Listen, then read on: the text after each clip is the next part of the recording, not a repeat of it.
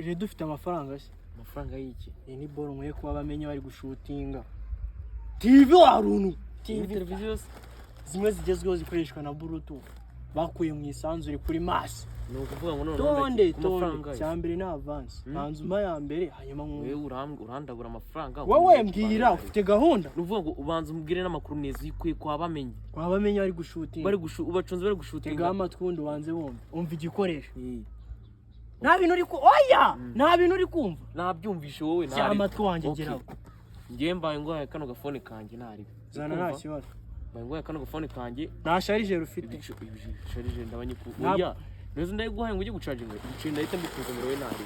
Siko se kandi yariko fone se wayigura nga bona nashize mane muri no simana utazi ubwenge. Nta kibazo n'ubundi ni wamfata ndavuga ko atari njye. Nako nta kibazo. Irizewe na inayi. Twagiwe turahuza nje kukwikira. Nabirenze shiraho wanjye gera.